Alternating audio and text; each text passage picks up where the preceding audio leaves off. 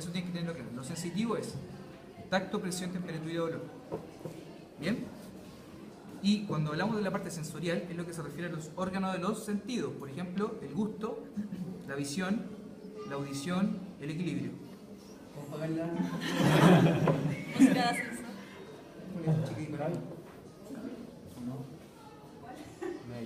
Listo. Entonces, la inervación sensitiva depende del trigémino, que es distinto a la inervación sensorial, que depende de los órganos de los sentidos.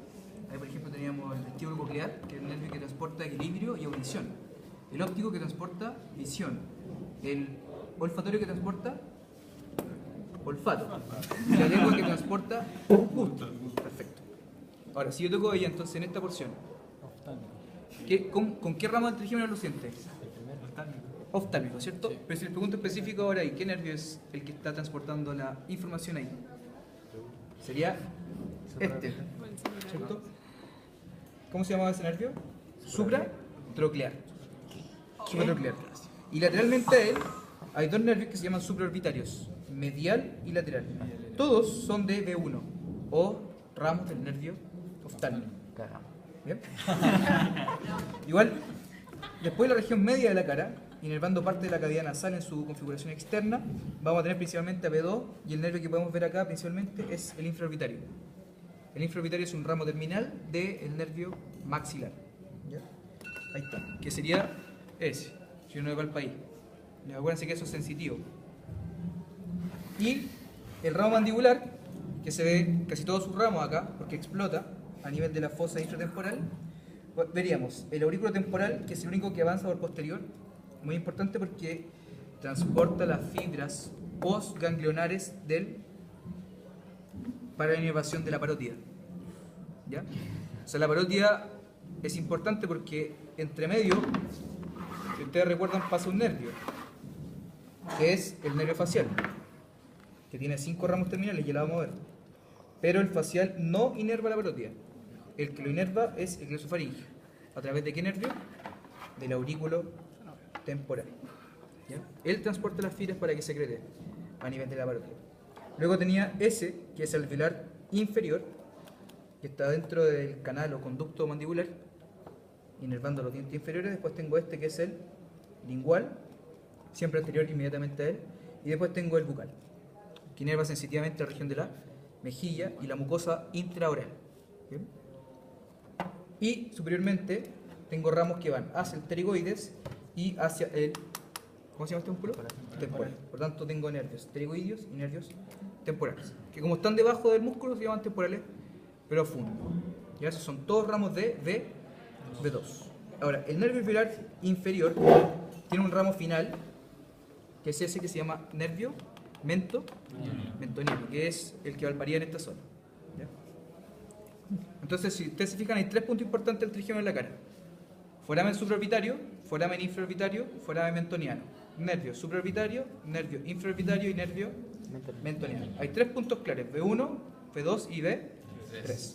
Ahora, para que la cara se mueva, sonríe. ¿A quién ocupamos? ¿A qué nervio? Facial. Al facial. El facial inerva todos los músculos de la expresión facial. ¿Ya? ¿Incluidos los masticatorios o no? No. Los masticatorios son de trigémino, específicamente del mandibular. Ya recordemos que del trigémino el ramo mandibular es mixto y el oftálmico y el maxilar son sensitivos solamente. Entonces no se lo puede preguntar en la prueba. Arterias del mismo nombre: supra, el más medial, mira, supratroclear, y después vendría los supraorbitarios. La arteria más importante de la cara es esta, que es la arteria facial, que va profunda a los músculos superficiales de la cara. O sea, puede ir profunda, por ejemplo, al risorio, al cigomático mayor, menor, etc. Y por ahí va avanzando hasta dar una rama terminal que es la angular. O sea, si lo pincho ahí, es la arteria angular de la arteria facial.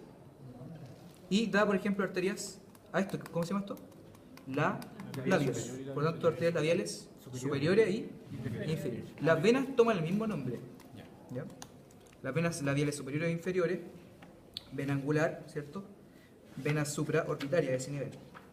Ahora, también ahí adentro podemos ver la carótida. La carótida externa es la que está dando ramas para el cuello y para la cara, mientras que la carótida interna se mete directamente dentro del cráneo.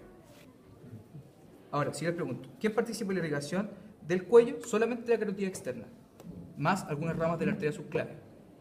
Pero si les pregunto, ¿quién irriga la cara? Ahí participan las dos carotidas, la carotida interna y la externa. ¿Por qué?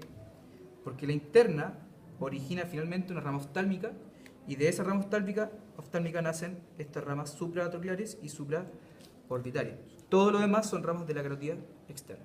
O sea, en cara veo ramas de la carotida externa y de la interna. La interna principalmente irriga la región frontal y esta región que se llama cuero cabelludo o escarpa. ¿Ya? ¿Qué más se puede ver acá? Bajo siempre la mandíbula, no se ve bien, pero deberíamos ver la maxilar, que se ve en ese mono. En el otro mono, la arteria maxilar. ¿Bien? Para acá, arteria temporal superficial, siempre avanzando delante del pabellón auricular y posterior a él, dos arterias, la auricular posterior y la arteria occipital. Lateral al esternocleido, siempre la vena yugular externa y por dentro vendría la interna. ¿Ya? Eso es todo lo de vascularización que tienen que saber. Lo de el húmero, préstame un número.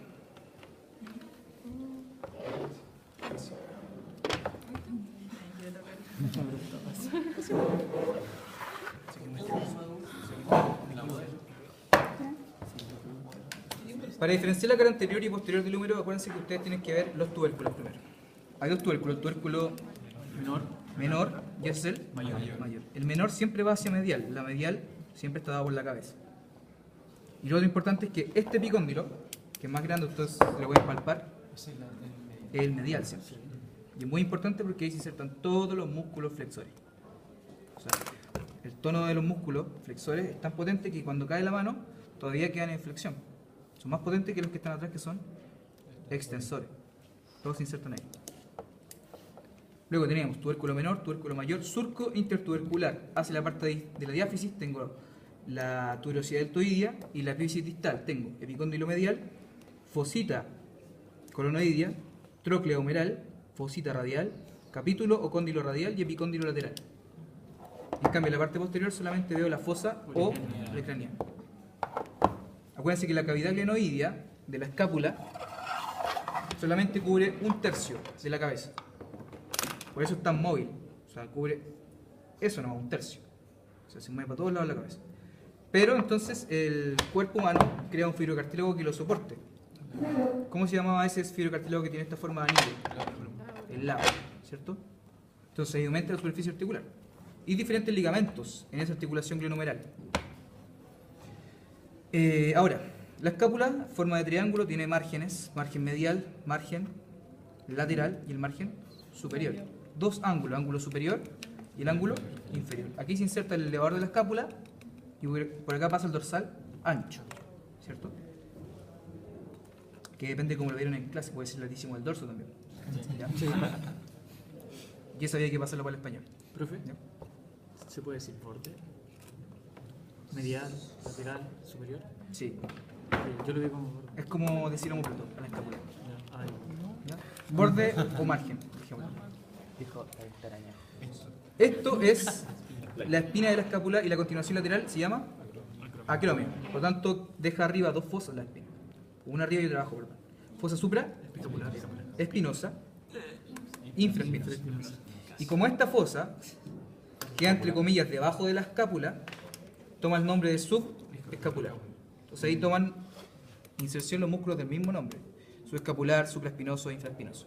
Todos se insertan al húmero. ¿Bien? En el borde medial llegan los romboides. Los mayores siempre están abajo y el menor siempre está arriba.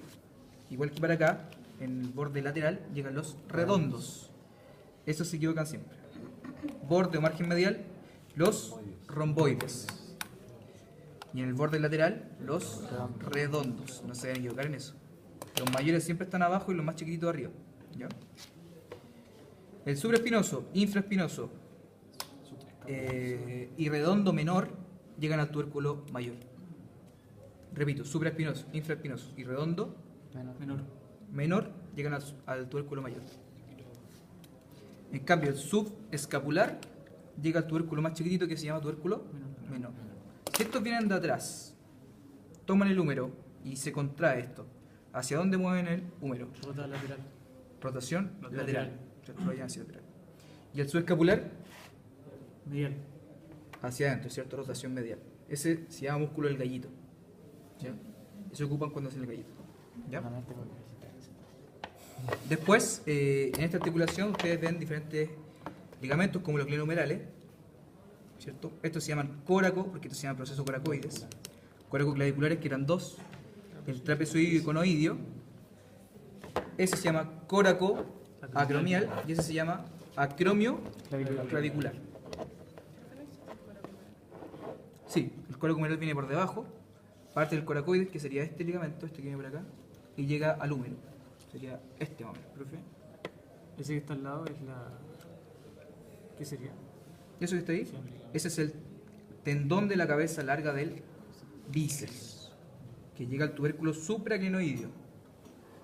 En cambio, en el tubérculo infraclenoideo llega la cabeza larga del tríceps. Ahí hay un hoyito que se llama incisura superior de la escápula, que ya está como foramen ahí.